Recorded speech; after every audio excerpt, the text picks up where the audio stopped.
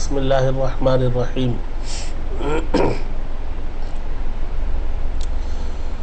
3 فروری کو جے نگر عیدگاہ میدان عیدگاہ مسجد جمعیت علماء کرناٹک کی جانب سے ایک اہم پروگرام ہونے جا رہا ہے۔ یہ پروگرام ملک کے مسلمانوں کی فلاح و بہبودی کے خاطر جمعیت علماء نے بہت پہلے اس کا آغاز کیا تھا۔ ہندوستان جب آزاد ہوا تو الحمدللہ برادران وطن کے ساتھ بلکہ ان سے بہت آگے بڑھ کر کے مسلمانوں نے اس میں قربانیاں دی، اور مسلمانوں میں بالخصوص علماء کرام نے اس میں جانی مالی ہر طریقے کی قربانی دی۔ ابھی جنوری 11 تاریخ کو ہندوستان کی موجودہ حکومت نے تحریک ریشمی رومال پر اسٹامپ اور ڈاک ٹکٹ جاری کر کے گویا اس کو قبول کیا کہ ہاں ہندوستان کی آزادی میں مسلمانوں نے، ان کے علماء نے بہت ساری قربانیاں دی ہیں۔ یہ تحریک ریشمی رومال دارالعلوم دیوبند کے ایک مایہ ناز استاذ شیخ الہند حضرت مولانا محمود حسن صاحب دیوبندی رحمۃ اللہ علیہ کی چلائی ہوئی تھی، جو ایک خفیہ تحریک تھی، راز فاش ہونے کی وجہ سے اس کو کامیابی نہ مل سکی۔ آج جو تاریخ ہندوستان میں پڑھائی جاتی ہے ہسٹری کے نام سے، اس میں اگرچہ کہ کہیں اس کا تذکرہ نہیں ملے گا، لیکن آج ڈاک ٹکٹ جاری کر کے ہندوستان کی حکومت نے اس کو قبول کر لیا ہے کہ ہاں یہ تحریک ہندوستان کی آزادی کے لیے چلائی گئی تھی۔ 1947 میں مشترکہ جد و جہد کے نتیجے میں ملک آزاد ہوا، لیکن بدقسمتی یہ کہ ملک آزاد ہوا تو تھوڑا سا ملک تقسیم بھی ہوا۔ اس تقسیم کے نتیجے میں ہندوستان سے محبت کرنے والے، دل و جان سے اس کو چاہنے والے اور اپنا وطن ہندوستان ہی کو تسلیم کرنے والا ایک بڑا طبقہ ہندوستان ہی کو اپنا ملک بنایا اور یہیں انہوں نے رہنے کو ترجیح دی، اور اس کے نتیجے میں 1950 میں ہندوستان کا جو دستور بنا وہ جمہوری دستور بنا، جس میں یہاں کے باشندوں کو برابر کے حقوق دیے گئے۔ لیکن دستور تو بنا جمہوری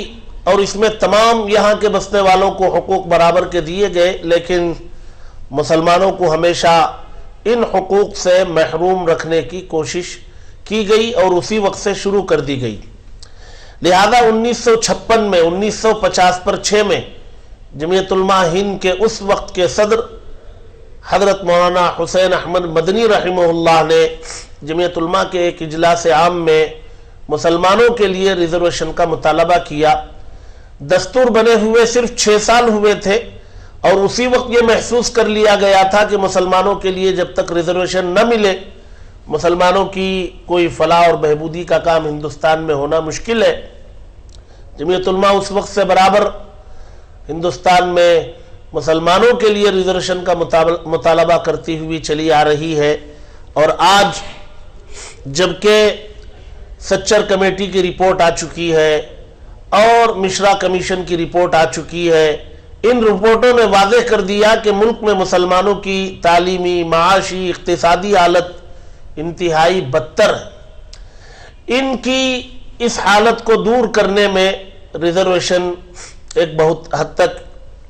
اس کی تلافی کر سکتا ہے۔ لہذا جمعیت علماء ہند اس وقت پورے ملک میں یہ ریزرویشن کے مطالبے پر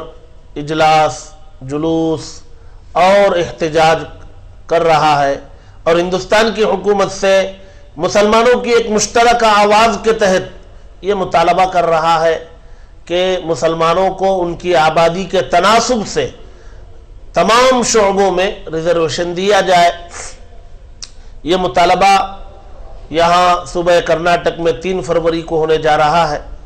اس کے ساتھ ساتھ انسداد فرقہ وارانہ فسادات بل، یعنی جہاں فرقہ وارانہ فسادات ہوتے ہوں اس کی روک تھام میں حکومتیں ناکام ہیں، تو اس کے لیے ایک معقول بل پارلیمنٹ میں پاس کیا جائے، اور یہ بل لایا جائے کہ جہاں فساد ہو وہاں کی پولیس کو اس کا ذمہ دار قرار دیا جائے تو ممکن ہے کہ فسادات کی روک تھام میں بہت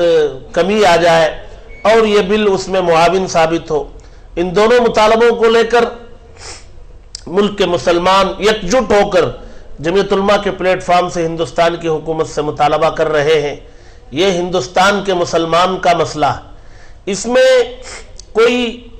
مکتب فکر یا کوئی مسلک کا اس میں کوئی دخل نہیں، تمام مکاتب فکر کا اس میں اتفاق ہے۔ اسی طریقے پر یہ کسی سیاسی پارٹی کا مسئلہ نہیں، تمام سیاسی پارٹیوں میں نمائندگی کرنے والے مسلمانوں کا مسئلہ ہے۔ سب متحد ہو کر اور سب یکجٹ ہو کر کے اس آواز کو اٹھانے کے لیے یہاں 3 فروری کو جے نگر عیدگاہ مسجد عیدگاہ میدان میں اکٹھا ہو رہے ہیں۔ 5 بجے یہ اجلاس شروع ہوگا جس میں یہ تجاویز پیش کی جائیں گی اور مسلمانوں کا ایک جم غفیر اس کی تائید کرے گا اور اس کی حمایت میں اپنی آواز بلند کرے گا اور یہ آواز پارلیمنٹ تک، ہندوستان کی حکومت تک پہنچانے کی کوشش کی جائے گی۔ اور پھر 4 مارچ کی 4 تاریخ کو جب تمام صوبوں میں یہ آواز اٹھا لی جائے تو آخری اجلاس 4 مارچ کو دلی میں رام لیلا گراؤنڈ سے جنتر منتر تک ایک خاموش ریلی نکالی جائے گی اور جنتر منتر کے پاس یہ مطالبہ حکومت کے سامنے رکھا جائے گا۔ آپ تمام حضرات سے جو اس آواز کو سن رہے ہیں ان سے گزارش ہے کہ جو یہاں جے نگر عیدگاہ اس دن پہنچ سکتے ہیں وہ ضرور اس اجلاس میں پہنچے اور اپنی نمائندگی پیش کریں اور اس اجلاس کو بھرپور کامیاب کرنے کی کوشش کریں۔